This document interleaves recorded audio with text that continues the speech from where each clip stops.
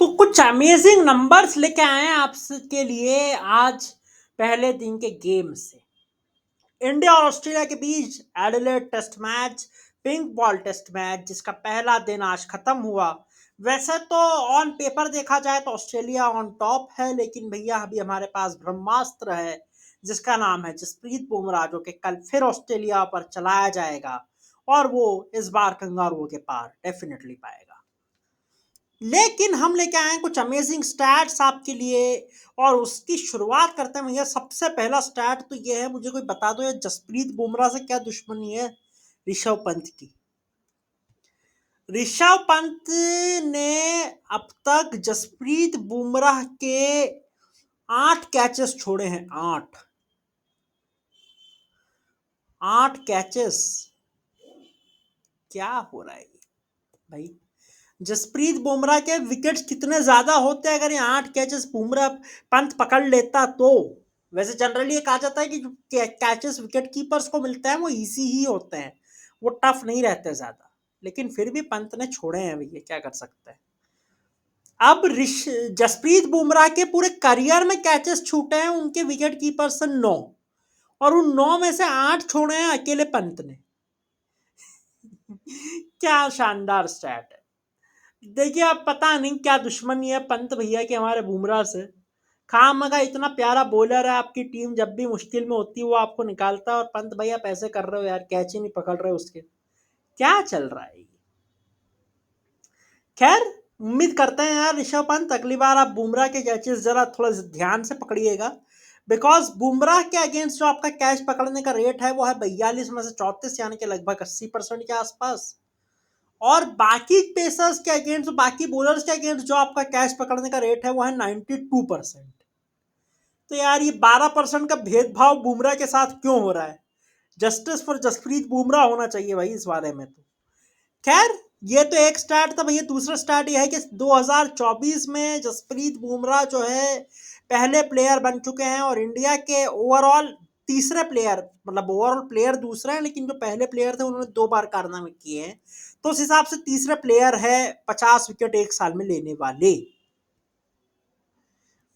अब देखिए, कपिल पाजी ने इससे पहले इंडिया की तरफ से 73 विकेट्स लिए थे, 75 विकेट्स लिए थे, सॉरी 74 विकेट्स लिए थे पहले 1979 में, और उसके बाद में 1981 में लिए थे 74 विकेट्स। तो ये रिकॉर्ड कपिल पाजी के नाम था। और उनके अलावा जिसपे जो है जहीर खान ने भी एक बार 51 विकेट्स लिए थे इंडिया के लिए, लेकिन जसप्रीत बुमराह ने भी अब उस क्लब को ज्वाइन किया है 50 विकेट लेकर। उसके बाद में भैया दूसरा यह है कि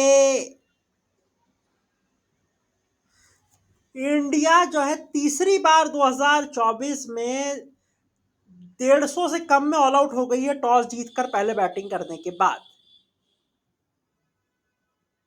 200 से कम में तीसरी बार टीम इंडिया ये कारनामा कर रही है।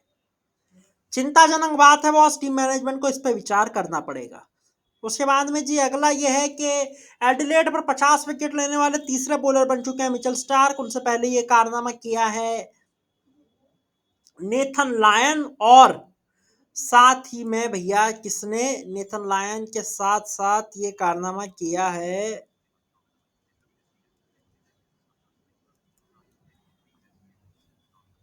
जी,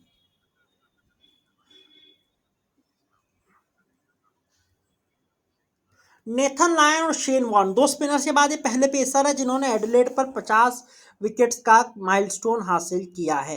लेकिन इन तीनों में कंपेयर करने पर स्टार्क का जो स्ट्राइक रेट है वो इन दोनों से काफी कम है।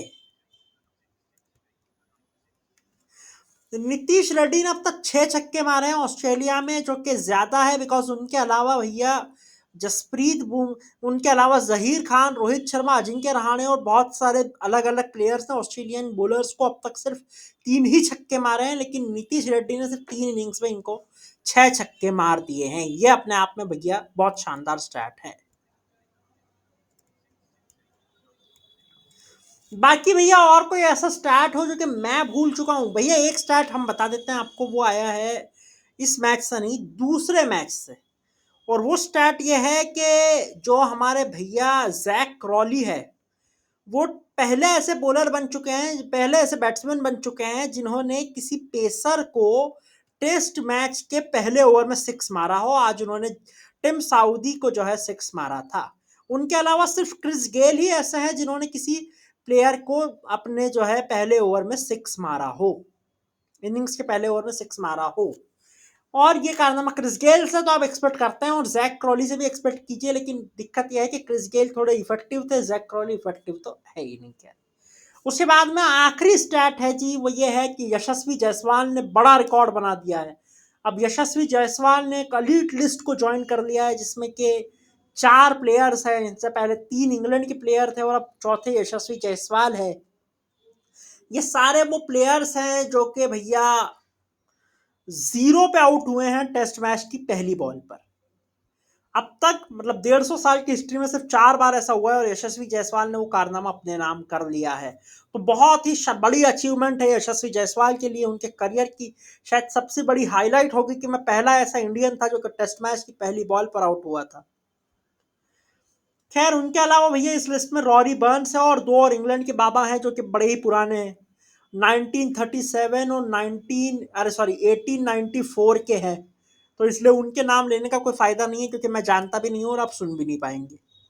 हालांकि लिखे हुए थे, मैंने जहाँ देखा था वहां पे, लेकिन मुझे याद नहीं रहे। तो इसके लिए आप मुझे कीजिए माफ। बाकी भैया अगर कुछ गलती हुई हो तो उसको कर देना साफ। लाइक शेयर सब्सक्राइब कर दीजिए और नोटिफिकेशन बेल आइकन दबा दीजिए। मैं आपसे मिलूंगा किसी नए वीडियो में। तब तक के लिए अपना बहुत ख्याल रखिएगा। धन्यवाद।